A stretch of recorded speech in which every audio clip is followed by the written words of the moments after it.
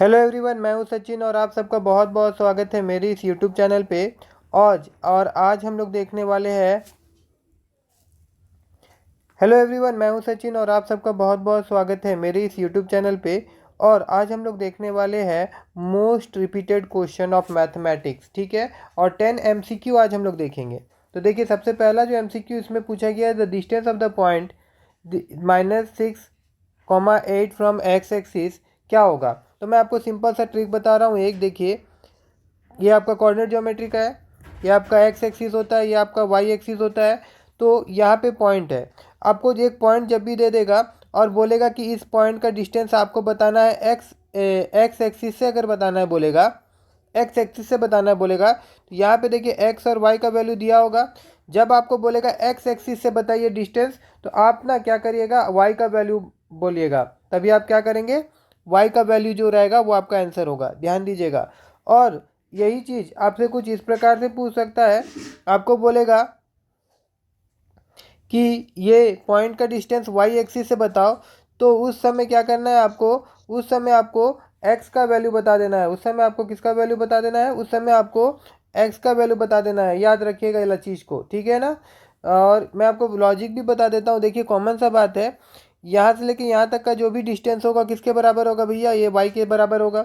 और यहाँ से लेके यहाँ तक का डिस्टेंस किसके बराबर होगा भैया, वो आपका एक्स एक्सिस के बराबर होगा। तो इस प्रकार से किसी भी पॉइंट का डिस्टेंस अगर एक्स एक्सिस से बोलेगा, किससे बोलेगा, एक्स एक्सिस से बोलेगा, तो हम वाई का वैल्यू बोल देते हैं। और वाई एक्सिस से बोलता है तो हम एक्स का वैल्यू बोल देते हैं। और यहाँ पे इस क्वेश्चन में क्या बोला गया है, एक्स एक्सिस से पूछा है, तो सिंपल हमको क्या करना है, वाई का वैल्यू बोल देना है। तो वाई का वैल्यू 8 है, तो इसका आंसर भी क्या होगा, 8 यूनिट होगा। आई होप आप सबको समझ में आया होगा। उसके बाद में नेक्स्ट क्वेश्चन में हम लोग जाएंगे। तो यहाँ पे बोला गया, the point of intersection of a line represented by the this and Y axis is given below. देखिए, यहाँ पे क्या बोला है, the point of intersection of a line. सबसे पहले तो मैं यहाँ पे इस प्रकार से बना लेता हूँ और फिर यहाँ पे फिर से मैं क्वेश्चन पढ़ देता हूँ। The point of intersection of a line represented by this and Y axis is given by, and Y axis is given by, मतलब कि ये जो लाइन है ना, ये वाई एक्सिस में इंटरसेक्ट हो रहा है। ये वाई एक्सिस में इंटरसेक्ट हुआ। यहाँ पे देखिए, इंटरसेक्शन का मतलब होता है ये वाला पॉइंट जो हो गया ना, इसका कलर का मैं चेंज करूँ, ये वाला पॉइंट जो हो गया, ये इंटरसेक्शन वाला पॉइंट हो गया, यहाँ पे हो रहा है। और यहाँ पे ये पॉइंट जो है क्या है, पूछ रहा है आपसे। यहाँ पे ये पॉइंट जो है वो पूछ रहा है आपसे कि क्या है यहाँ पे ये पॉइंट, ठीक है ना।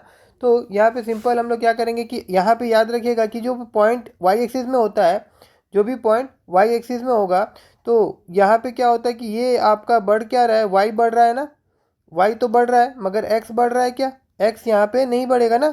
एक्स का वैल्यू तो कांस्टेंट रहेगा, तो वो जीरो ही रहेगा ना। ओरिजिन में देखिए, ये आपका जीरो और जीरो होता है। तो यहाँ से अगर आपका ये जो लाइन बढ़ रहा है, तो कौन बढ़ रहा है, वाई का वैल्यू बढ़ रहा है, मगर एक्स का वैल्यू तो जीरो रह रहा है। तो यहाँ पे जो कोऑर्डिनेट मिलेगा मेरे को, 0, मिलेगा। क्या मिलेगा, 0, मिलेगा। तो अब इस वैल्यू को अगर मैं, ये लाइन का इक्वेशन जो दिया हुआ है यहाँ पे, 3x - y इजिकल टू 3। तो यहाँ पे देखिए, यहाँ पे आप, मेरे पास क्या है, यहाँ पे वैल्यू है ना, एक्स और वाई का वैल्यू है।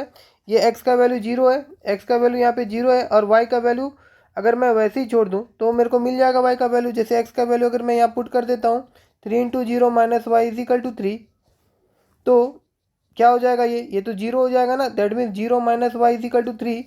और फिर हम लोग देखें तो y इजिकल टू क्या हो जा रहा है, -3 हो जा रहा है। y इजिकल टू क्या हो जा रहा है, -3 हो जा रहा है। तो अभी इस सारे ऑप्शन में देखिए कि आपको कौन सा कोऑर्डिनेट 0, -3 का मिल रहा है। देखिए, ये वाला मिल रहा है, ये इसका आंसर होगा। आई होप कि आप सबको समझ में आएगा। आपको सिंपल सा लॉजिक देखना होगा। यही क्वेश्चन आपको चेंज करके भी दे सकता है। आपको जस्ट यहाँ पे वाई एक्सिस के जगह में एक्स एक्सिस अगर गिवन रहता, वाई एक्सिस की जगह में एक्स एक्सिस अगर गिवन रहता, तो आपको सिंपल क्या करना पड़ता कि यहाँ का जो पॉइंट होता है ये लेना पड़ता। यहाँ का पॉइंट क्या लेते, यहाँ का पॉइंट लेते अगर आप, तो ये x, 0 होता है। याद रखिएगा, x का कुछ भी वैल्यू होता है और कॉमा 0 होता है, ठीक है ना। आई होप कि आप सबको समझ में आ रहा होगा। अब हम लोग मूव करते हैं, नेक्स्ट क्वेश्चन देखते हैं। नेक्स्ट क्वेश्चन में बोला गया, the circumference of a two circle, the circumference of a two circle are in the ratio of this, what is the ratio of the radius. तो उसका उनका रेडियस का बदला, सर्कमफ्रेंस दिया हुआ तो आपको फॉर्मूला मालूम होना चाहिए कि सर्कमफ्रेंस का फॉर्मूला क्या होता है भाई। सर्कमफ्रेंस का फॉर्मूला होता है 2πr। तो मैं लिख सकता हूँ 2πr1 पहला सर्कल के लिए, और दूसरा मैं लिख सकता हूँ 2πr2 दूसरा सर्कल के लिए। और इनका रेशियो दिया हुआ है 4/5। तो यहाँ पे गौर करिएगा, ये दोनों तो ऐसे ही कट आउट हो जा रहा है, और यहाँ पे रेशियो 4/5 भी आ जा रहा है, मतलब 4:5 इसका आंसर होगा, ठीक है ना। उसके बाद नेक्स्ट क्वेश्चन पे अगर हम लोग मूव करते तो यहाँ पे बोला गया था अल्फा बीटा दिया गया है, एक पोलिनोमियल यहाँ पे गिवन है x² - 1। तो अब यहाँ पे अल्फा प्लस बीटा निकालना है। तो आप सबको पता ही होगा कि अल्फा प्लस बीटा क्या होता है भैया, -b/a होता है। तो अब इस इक्वेशन को देखिए, -x² - 1, तो यहाँ पे a का वैल्यू 1 है और b का वैल्यू क्या है, 0 है, और c का वैल्यू कितना, -1 है। तो यहाँ पे अगर मैं पुटअप करूँगा alpha plus B is equal to -b, तो -b में हम लोग क्या पुट कर रहे हैं भैया, 0 पुट करेंगे। 0/1 मतलब कुछ भी देखेंगे तो 0 ही हो जाएगा। तो इसका आंसर क्या होगा, 0 होगा। बहुत ईजी क्वेश्चन होता है, थोड़ा सा दिमाग लगाइएगा, थोड़ा सा सोचिएगा तो आपका एमसीक्यू बन जाएगा, ठीक है ना। थोड़ा सा मतलब, लेकिन क्वेश्चन को ध्यान से पढ़िएगा, ठीक है। अब नेक्स्ट क्वेश्चन जो है ट्रिग्नोमेट्री का है। अभी यहाँ पे देखिए क्वेश्चन में बीट में इस प्रकार से दिया हुआ था वैल्यू सब। यहाँ पे अगर मैं देखूँ तो मैं सिंपल अगर नीचे का एलसीएम ले लूँ तो क्या हो जाएगा, ये आपका हो जाएगा sin²θ, और ऊपर में हमें क्या मिल जाएगा, cos²θ-1। अब देखिए ऐसा कोई फॉर्मूला नहीं होता है, अब रिकॉर्ड करिएगा, हमारे पास जो फॉर्मूला होता है sin² प्लस cos²1 होता है। और यहाँ पे देखा जाए तो sin²1 माइनस cos² होता है। बस यहीं पे बच्चे गलती करेंगे, 1 माइनस cos² होता है, मतलब इसको मेरे को 1 माइनस cos² बनाना पड़ेगा। उसके लिए माइनस को अगर मैं कॉमन ले लूँ तो ये बन जाएगा 1 माइनस cos², और नीचे में ये आ जाएगा आपका sin²।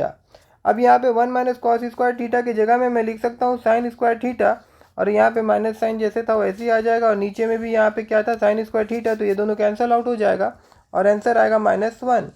तो इस प्रकार से इसका आंसर क्या होगा, -1 हो जाएगा। चलिए हम लोग नेक्स्ट क्वेश्चन में फिर मूव करते हैं।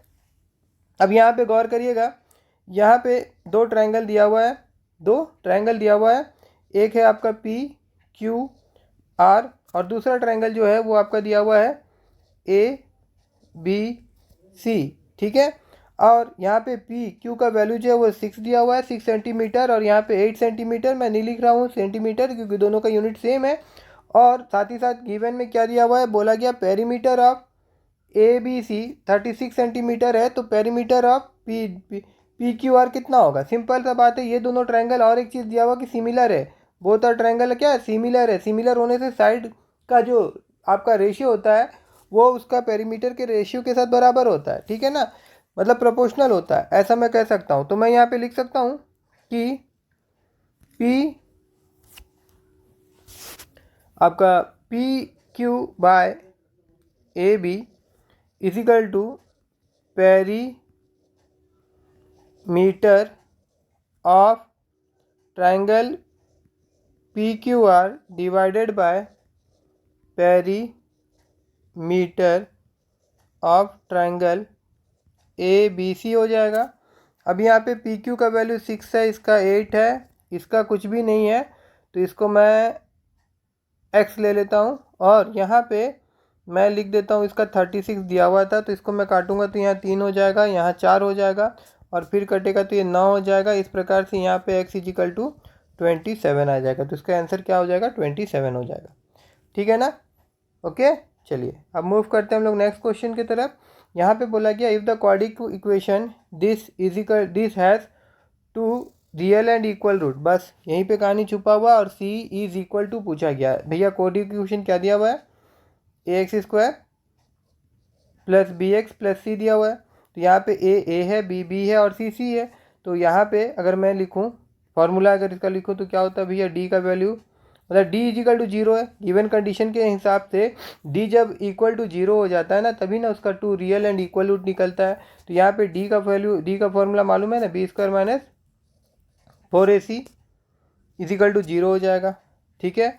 तो b², यहाँ पे b² - 4ac, तो भैया b² को अगर हम लोग उधर लेके चल जाए, -4ac को ऐसे ही रहने देते हैं, और इसको यहाँ लेके चल जाएंगे तो ये माइनस हो जाएगा, ये माइनस माइनस कैंसिल आउट हो जाएगा, और उसके बाद c को यहीं छोड़ देंगे तो ये हो जाएगा आपका b², और नीचे में आ जाएगा आपका 4a, नीचे में आ जाएगा आपका 4a। तो इस प्रकार से इसका आंसर क्या होगा, b² - 4a, मतलब इस दिसंबर इसका आंसर होगा, ठीक है ना।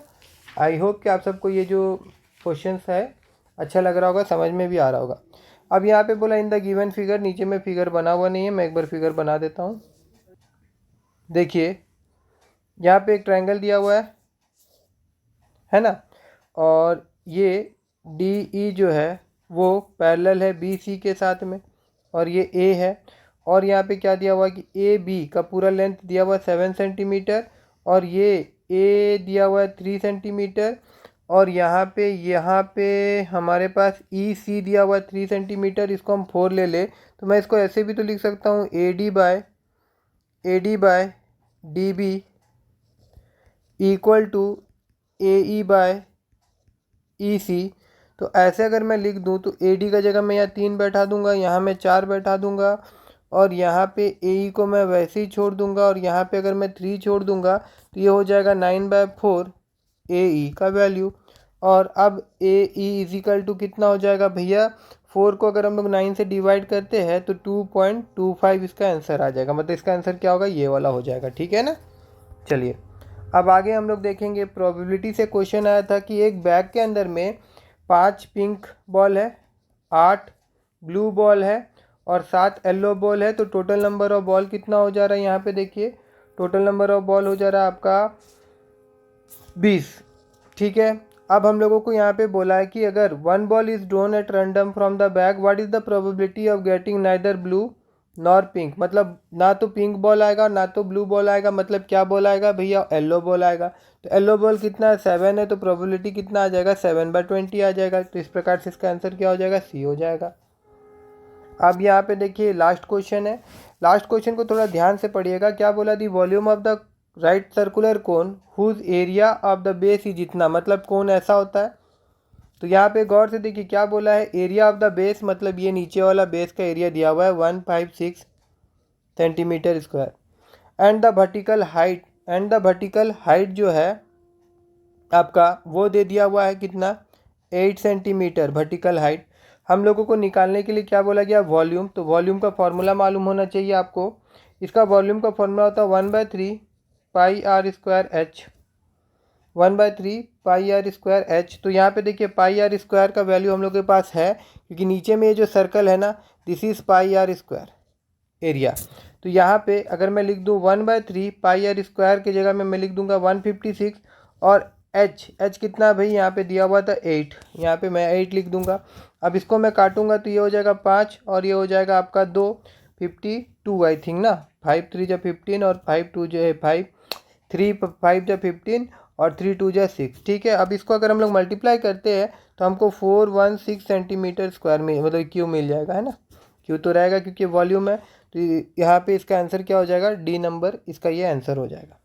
तो अगर आप लोगों को ये जो 10 का 10 MCQ पसंद आया होगा, अच्छा लगा होगा, तो प्लीज़ प्लीज़ प्लीज़ मेरे इस वीडियो को लाइक करिएगा और मेरे चैनल को सब्सक्राइब करना मत भूलिएगा। ठीक है।